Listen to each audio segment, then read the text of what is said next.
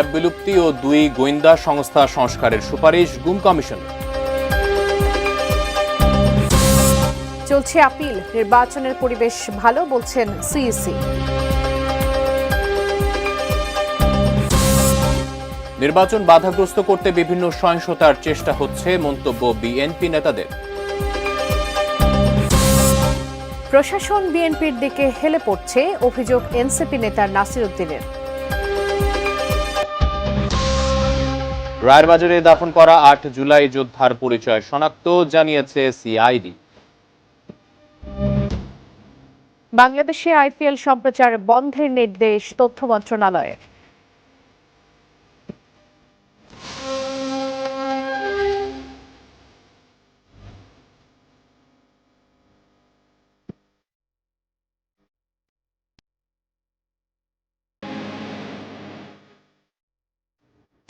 দেখছেন ATN news. সন্ধ্যে 6টার prime নিউজের সঙ্গে আছি আমরা দুজন, আমি বাবলি ইয়াসমিন, আমি আকাশ হাসান। দর্শক, এতক্ষণ নাসির সিনটেক্স অ্যালুমিনিয়ামের সৌজন্যে দেখছিলেন প্রধান সংবাদ শিরোনাম।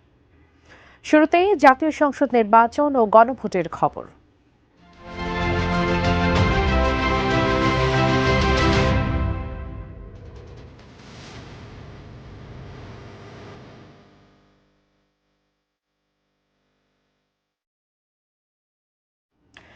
আসন্ন ত্রয়োদশ জাতীয় সংসদ নির্বাচনের পরিবেশ নিয়ে সন্তুষ্টির কথা জানিয়ে অবাধ ও সুষ্ঠু নির্বাচন অনুষ্ঠানের প্রত্যাশা জানালেন প্রধান নির্বাচন কমিশনার এএমএম নাসির উদ্দিন।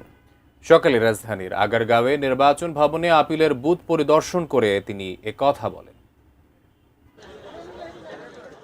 ত্রয়োদশ জাতীয় সংসদ নির্বাচন অনুষ্ঠানে রিটার্নিং কর্মকর্তাদের বাছাইয়ে সারা দেশে 300 আসনে 723 জন প্রার্থীর মনোনয়নপত্র বাতিল হয়, যেখানে মনোনয়নপত্র জমা পড়েছিল 2568টি। বাছাই শেষে 1842টি বৈধ ঘোষণা করা হয়েছে।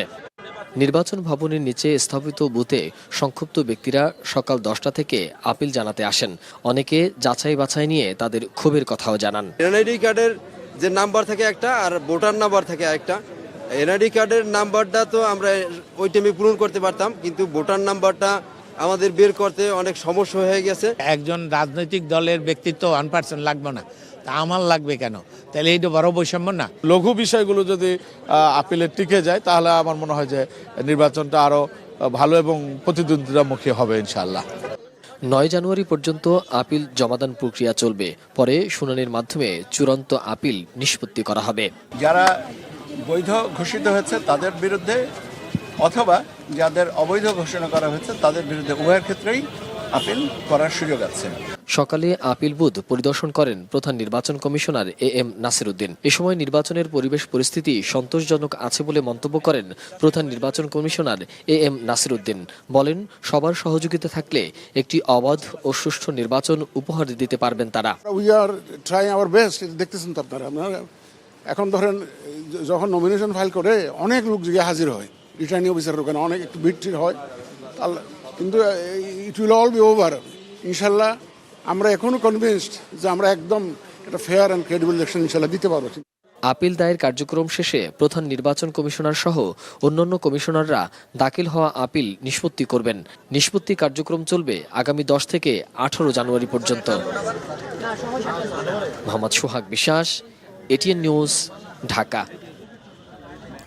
দর্শক, রিটার্নিং কর্মকর্তার সিদ্ধান্তের বিরুদ্ধে নির্বাচন কমিশনে আপিল করতে এসেছেন যাদের মনোনয়নপত্র বাতিল হয়েছে।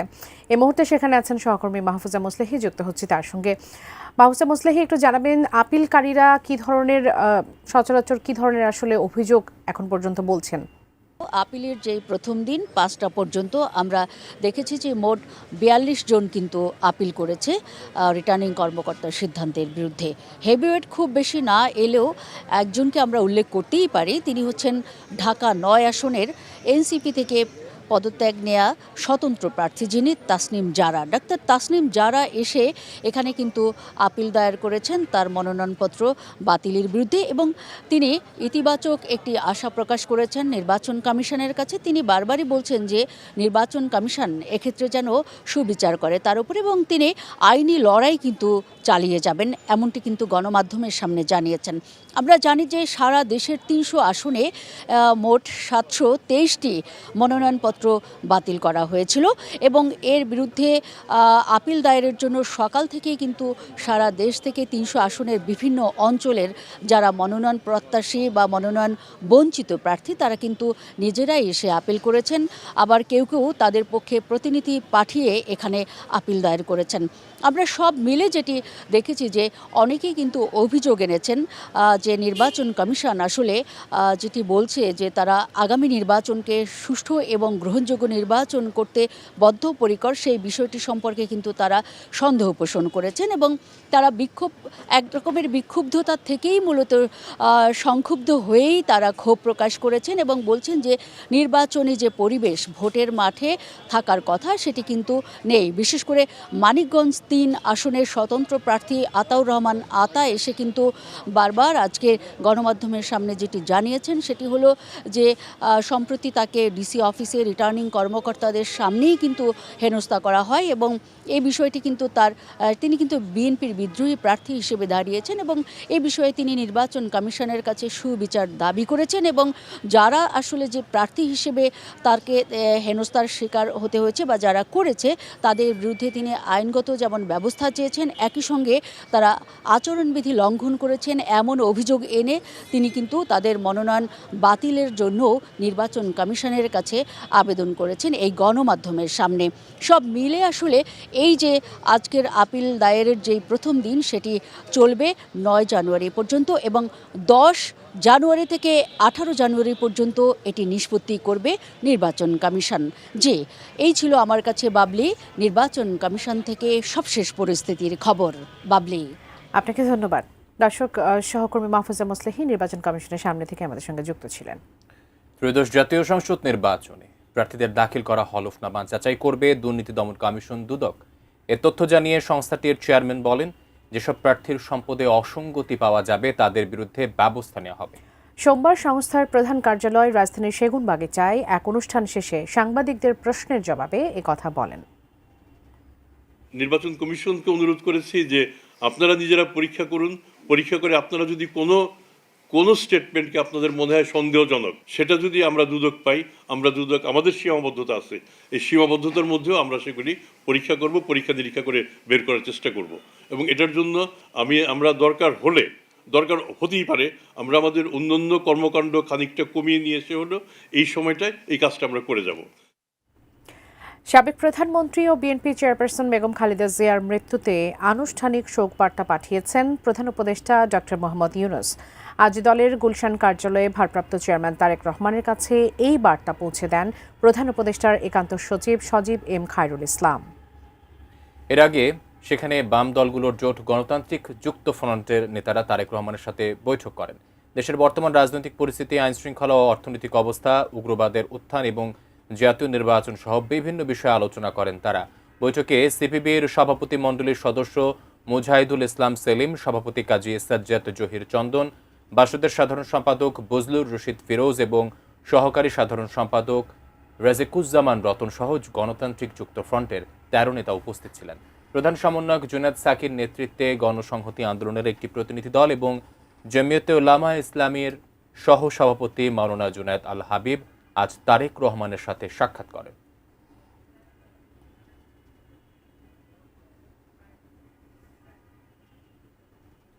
বাংলাদেশকে পেছনে নিয়ে যাবার জন্য এখনো অনেক ষড়যন্ত্র আছে, সবাইকে তার বিরুদ্ধে রুখে দাঁড়ানোর আহ্বান জানিয়েছেন বিএনপির মহাসচিব মির্জা ফখরুল ইসলাম আলমগীর।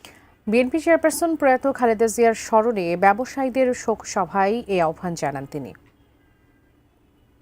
অত্যন্ত অসুস্থ তিনি, আমি যখন হাসপাতালে থেকে বললাম যে ম্যাডাম যেমন করে হোক কষ্ট করে হলেও আপনাকে ছোট্ট একটা বার্তা দিতে হবে, মেসেজ দিতে হবে।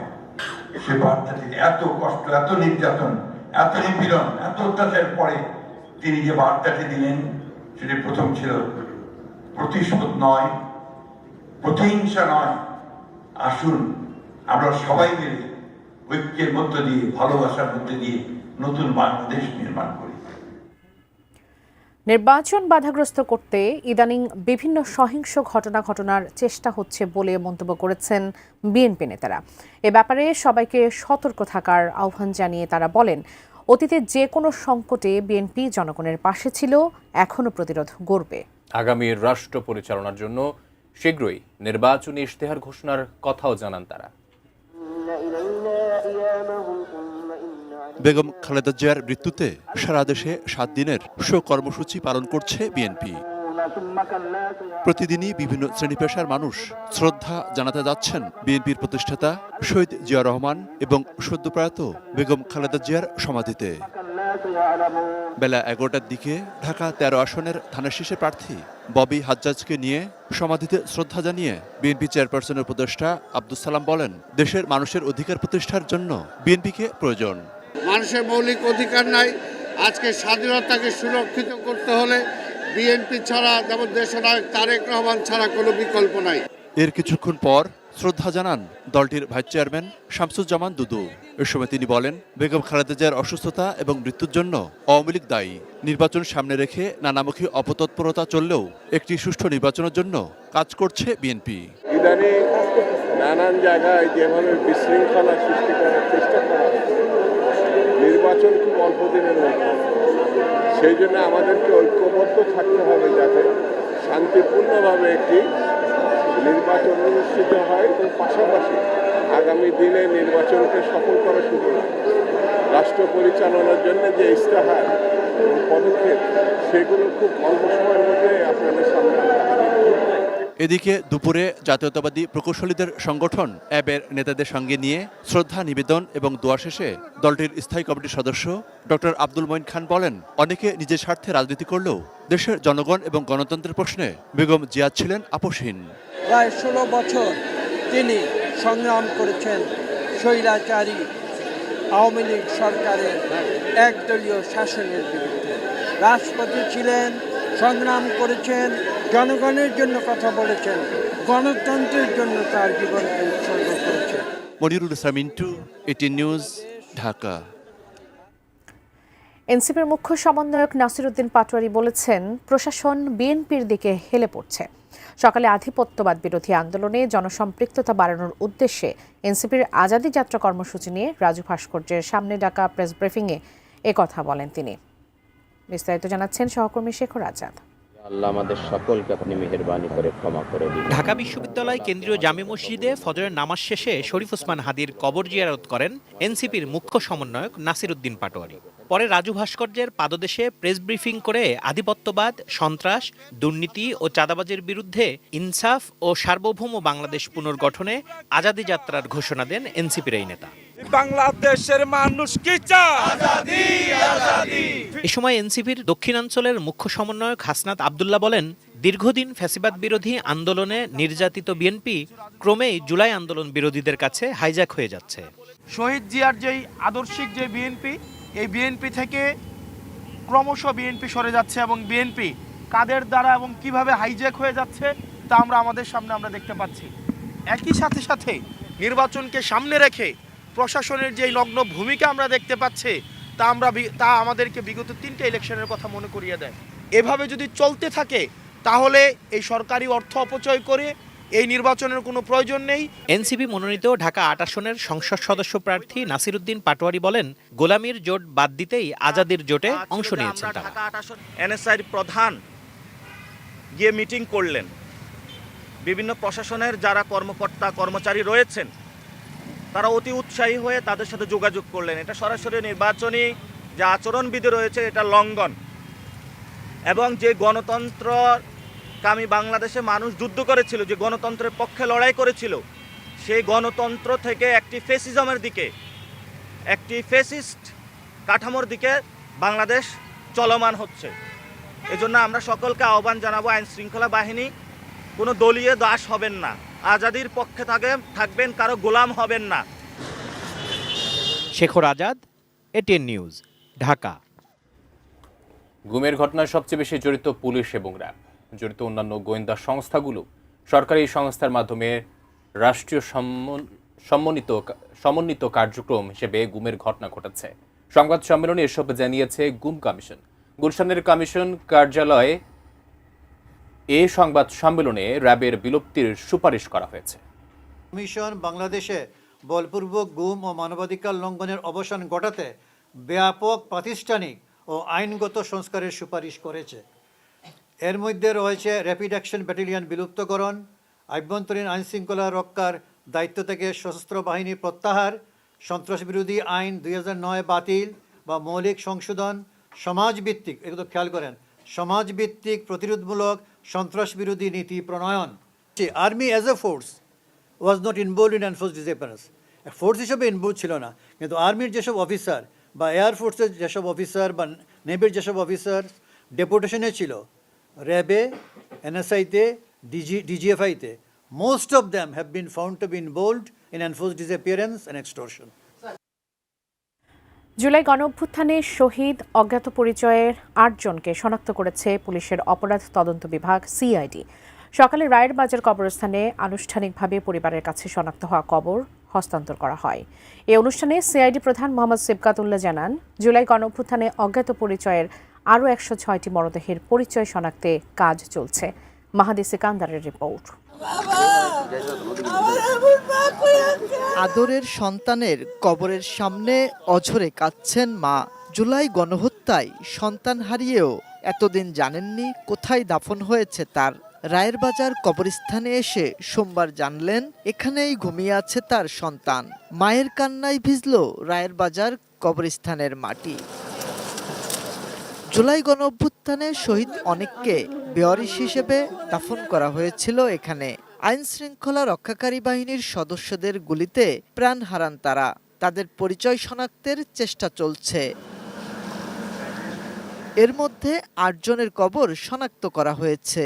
সিআইডি প্রধান মোহাম্মদ সিবকাতুল্লাহ জানান, আন্তর্জাতিক মানদণ্ড অনুযায়ী 114টি মরদেহ উত্তোলন করা হয় রায়ের বাজার কবরস্থান থেকে। আমরা কিন্তু দেশব্যাপী প্রচার করেছিলাম কারা কারা অজ্ঞাত ছিল। আমরা 9টি আবেদন পেয়েছিলাম এ পর্যন্ত। তারা তাদের আত্মীয় স্যাম্পল আমাদেরকে দিয়েছিল। 8 জনকেই পরিচিতিটি শনাক্ত করতে পেরেছি। ভাগ্যবান গর্বিত পিতামাতা, তাদের কাছে আমরা তাদের সন্তানদের, তাদের অফস্প্রিংদের এই কবরটিকে বুঝিয়ে দেব এবং তারা জানতে পারবেন যে এখানে তার প্রিয় বুকের ধন এখানে শুয়ে আছেন। এ সময় প্রিয়জন হারানো পরিবারগুলোর দাবি, অন্তর্বর্তী সরকারের সময়ে জুলাই হত্যাকাণ্ডের বিচার চান তারা। ওয়ারিশ থাকার সত্ত্বে বেওয়ারিশ ভাবে দাফন করছে। আমি ফ্যাসিস্টদের বিচার চাই। ওদের মৃত্যু এমন ভাবে হোক যেই মৃত্যু দেখে এরকম কাজ আর কখনো কেউ না করতে পারে। পরে আনুষ্ঠানিকভাবে শহীদ পরিবারের সদস্যদের কাছে কবর বুঝিয়ে দেয় সিআইডি। রায়ের বাজার কবরস্থানে এদিন শহীদদের স্মরণে স্মৃতিফলকও উন্মোচন করা হয়। Mahadi Sekendar, ATN news, Dhaka. Bangladeshi cricketer Mustafizur রহমানকে কলকাতা নাইট রাইডার্স থেকে বাদ দেবার প্রতিবাদে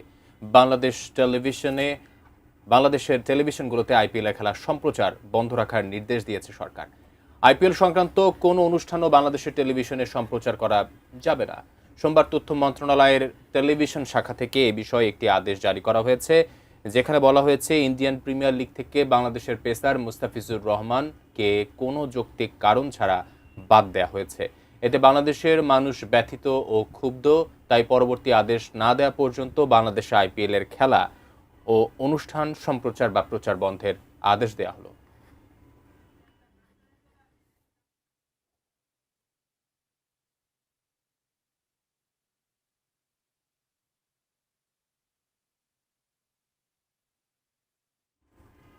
সময় হলো এবার বাজিত স্টিল বিরতির। ফিরে এসে আরো যা থাকছে।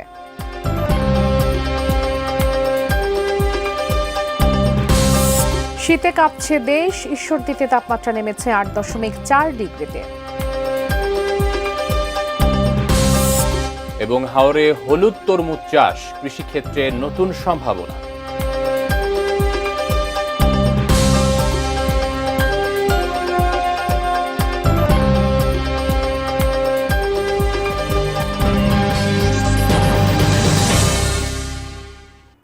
বিরতির পর আবারও স্বাগত প্রাইম নিউজে। জানাবো আরো খবর। তীব্র শীতে কাঁপছে দেশ। উত্তরের হিমেল হাওয়া ও ঘন কুয়াশায় বিপর্যস্ত হয়েছে জনজীবন। আজ দেশের সর্বনিম্ন তাপমাত্রা রেকর্ড করা হয়েছে পাবনার ঈশ্বরদীতে 8.4 ডিগ্রি সেলসিয়াস। তীব্র শীতে সবচেয়ে বিপাকে পড়েছেন সেখানকার খেটে খাওয়া মানুষ। শীতজনিত নানা রোগে আক্রান্ত হচ্ছে শিশু ও বয়স্করা। সিরাজগঞ্জে টানা 2 দিন ধরে তাপমাত্রা স্থির রয়েছে 9.6 ডিগ্রি সেলসিয়াসে। এতে ধানের বীজতলা নষ্ট হওয়ার আশঙ্কা করছেন কৃষকরা। অন্যদিকে গতকাল মৌলভীবাজারে দেশের সর্বনিম্ন তাপমাত্রা 9.5 ডিগ্রি থাকলেও আজ উন্নতি হয়েছে, বেড়ে দাঁড়িয়েছে 12.5 ডিগ্রিতে। কনকনে ঠান্ডায় যশোরের নোয়াপাড়া নদী বন্দরের শ্রমিকদের উপস্থিতি কম, ফলে মোংলা ও চট্টগ্রাম বন্দর থেকে আসা লাইটার জাহাজের পণ্য খালাসে সৃষ্টি হয়েছে নানা জটিলতা। ব্যাহত হচ্ছে বন্দর কেন্দ্রিক ব্যবসা বাণিজ্য।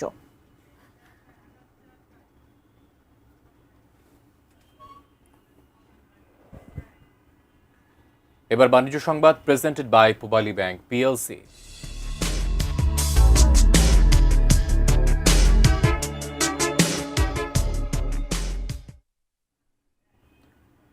সম্মিলিত ইসলামী ব্যাংক সরকারি হলেও বেসরকারি ব্যবস্থাপনার মতো চলবে বলে জানিয়েছেন বাংলাদেশ ব্যাংকের governor doctor Ahsan H Mansur. বিকেলে সম্মিলিত ইসলামী ব্যাংক নিয়ে বাংলাদেশ ব্যাংক কার্যালয়ের সংবাদ সম্মেলনে এ কথা জানান তিনি। এর বেতন কাঠামো বেসরকারি ব্যাংকের মতো হবে এবং এখান থেকে কোনো লোক ছাঁটাই হবে না বলেও জানান তিনি। এখানে এটা কোনো জায়গায় সুস্পষ্টভাবে না বলা হলেও প্রত্যেকটা অভ্যন্তরীণ দলিলে উপদেষ্টা পরিষদের বৈঠকে সর্বত্রই এটার সিদ্ধান্তটা ছিল এবং আছে যে এটা বেসরকারিভাবে পরিচালিত হবে এবং বেতন যেটা বললেন এটা বেতনটাও বেসরকারিভাবেই হবে এবং এটা সরকারি স্কেলের সাথে কোনো সম্পর্কিত হবে না। 5টা ব্যাংকের 5 ধরনের স্কেল আছে, আমরা এটাকে সমন্বিতভাবে একটা স্কেল ইউনিফাইড স্কেলে ট্রান্সফর্ম করব। সেখানে হয়তো কারো কিছু বাড়তে পারে, কারো কিছু কমতে পারে, ইত্যাদি হতে পারে। প্রাইম নিউজের সময় হলো আরো একটি বিরতি নেবার, সাথেই থাকুন।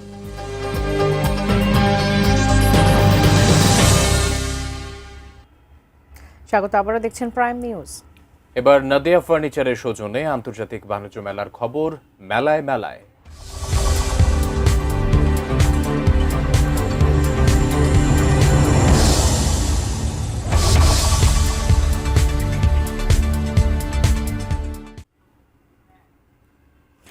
বাণিজ্য মেলায় পড়েছে শীতের প্রভাব। সকালের দিকে মেলায় ক্রেতা দর্শনার্থীদের তেমন আনাগোনা না থাকলেও বেলা বাড়ার সাথে সাথে ক্রেতাদের ভিড় বাড়ছে। বিস্তারিত জানাতে মেলা প্রাঙ্গণ থেকে সরাসরি যুক্ত হচ্ছেন প্রতিনিধি হাসান মজুমদার। বাবলু, আন্তর্জাতিক বাণিজ্য মেলা শুরু হয়েছে, এখনো স্টল বানানোর কাজ চলছে আমরা জানতে পেরেছি, এবং শীতের প্রভাব নাকি পড়েছে। দর্শনার্থী কেমন দেখছেন আপনি সেখানে, জানাবেন। আকাশ, আপনি যথার্থই বলেছেন যে আন্তর্জাতিক বাণিজ্য মেলা শুরু হয়েছে, আজকে মেলার ৪র্থ দিন। তো মেলায় কিন্তু ৩87টি স্টল বরাদ্দ হয়েছে, তবে ইতিমধ্যে কিন্তু বেশ কিছু স্টলও কিন্তু কাজ চলছে, এখনো পুরোপুরি শুরু হয়নি স্টলগুলোর কাজ। পণ্যের পসরা সাজানোর কাজও কিন্তু শুরু হয়নি, আমরা দেখেছি। ওরা চেষ্টা করছে এখানকার যারা দোকানিরা রয়েছে। এছাড়াও কিন্তু জানেন যে তীব্র শীত চলছে, এই শীতের কারণে কিন্তু বাণিজ্য মেলায় সকাল থেকে আমরা দেখেছি যে ক্রেতা দর্শনার্থীদের তেমন একটা ভিড় আমরা দেখি, তবে মেলা বাড়ার সাথে সাথে কিছুটা ভিড় জমেছে। কনকনে শীতকে উপেক্ষা করেও কিন্তু বাণিজ্য মেলায় এসেছেন ক্রেতা দর্শনার্থীরা। আমরা বিক্রেতাদের সাথে কথা বলেছিলাম, তারা যে বিষয়টি আমাদেরকে বলছেন যে এখনো পর্যন্ত আসলে ওইভাবে পণ্যের বেচাকিনি কিন্তু এখনো চলেনি, যদিও বিভিন্ন প্রতিষ্ঠান কিন্তু তাদের বিভিন্নভাবে কিন্তু তারা ছাড়ের ব্যবস্থা করেছেন। আমি এই মুহূর্তে রয়েছি নাদিয়া ফার্নিচার, তাদের যে ইয়েটি রয়েছে সেখানে রয়েছে। এখানে আমরা একটু কথা বলতে চাই যে নাদিয়া ফার্নিচারের যিনি ডেপুটি জেনারেল ম্যানেজার রয়েছেন, ডেপুটি ম্যানেজার যিনি রয়েছেন শফিকুল ইসলাম, তার সাথে একটু জানতে চাই যে এই বাণিজ্য মেলায় নাদিয়া ফার্নিচারের সৌজন্যে কি কি সুযোগ সুবিধা ক্রেতাদের জন্য থাকছে। নাদিয়া ফার্নিচার প্রতি বছরের নয়, এবছর হচ্ছে প্রত্যেকটা ফার্নিচার হচ্ছে আপ টু 12% ডিসকাউন্ট দিচ্ছে। এটা শুধু বাণিজ্য মেলার জন্য না, আমাদের সারা বাংলাদেশে যতগুলো শোরুম আছে কাস্টমাররা সেম ডিসকাউন্ট পাচ্ছে। ঢাকা এবং ঢাকার বাইরে সবগুলো শোরুমের জন্য আমাদের এই সেম ডিসকাউন্ট থাকছে। বাণিজ্য মেলার শুরু থেকে, বাণিজ্য মেলাটা 1 তারিখ থেকে শুরু হওয়ার কথা ছিল, সেটা 3 তারিখ হয়েছে। 3 তারিখ থেকে আপনার যতদিন বাণিজ্য মেলা চলবে সেম ডিসকাউন্টটাই পাবেন। ধন্যবাদ আপনাকে। আকাশ, আপনি শুনলেন যে নাদিয়া ফার্নিচার কিন্তু এই মেলা উপলক্ষে তারা ছাড়ের ব্যবস্থা করেছে। শুধু নাদিয়া ফার্নিচারই নয়, কিন্তু মেলার আরো যে বিভিন্ন স্টল রয়েছে সেই স্টলগুলোতে কিন্তু ক্রেতা দর্শনার্থীদের আকর্ষণ টানার জন্য কিন্তু বিক্রেতারা বিভিন্ন ধরনের সুযোগ সুবিধা দিয়ে যাচ্ছে, এমনটাই আমরা দেখেছি। তো এই ছিল আসলে মেলা প্রাঙ্গণ থেকে আমার কাছে সবশেষ। আকাশ, আপনাকে ধন্যবাদ। এবারে মেটাল প্রেজেন্স কৃষি সংবাদ সুজলা সুফলা।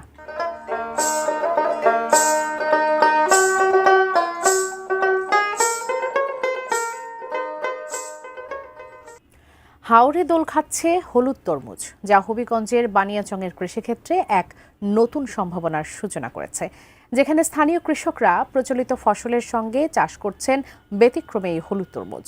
ফলনের পাশাপাশি আয়ও হচ্ছে বেশ ভালো।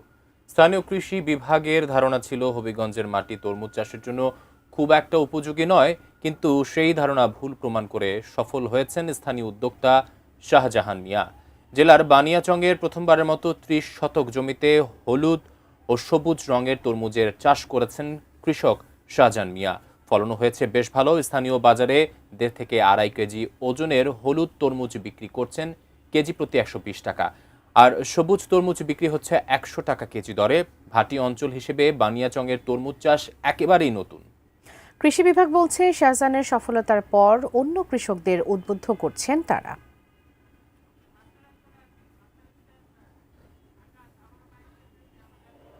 এর সাথে শেষ করব সন্ধ্যা ৬টার প্রাইম নিউজ। তবে তার আগে নাসির সিনট্যাক্স অ্যালবিনেমের সৌজন্যে শিরোনামগুলো আরেকবার। র্যাব বিলুপ্তি ও ২ গোয়েন্দা সংস্থা সংস্কারের সুপারিশ গুম কমিশনের। চলছে আপিল, নির্বাচনের পরিবেশ ভালো বলছেন সিইসি। নির্বাচন বাধাগ্রস্ত করতে বিভিন্ন সহিংসতার চেষ্টা হচ্ছে, মন্তব্য বিএনপি নেতাদের। প্রশাসন বিএনপির দিকে হেলে পড়ছে, অভিযোগ এনসিপি নেতা নাসির উদ্দিনের। রায়ের বাজারে দাফন করা ৮ জুলাই যোদ্ধার পরিচয় শনাক্ত, জানিয়েছে সিআইডি। বাংলাদেশে আইপিএল সম্প্রচার বন্ধের নির্দেশ তথ্য মন্ত্রণালয়। শীতে কাঁপছে দেশ, ঈশ্বরদীতে তাপমাত্রা নেমেছে ৮.৪ ডিগ্রিতে। হাওরে হলুদ তরমুজ চাষ, কৃষিক্ষেত্রে নতুন সম্ভাবনা।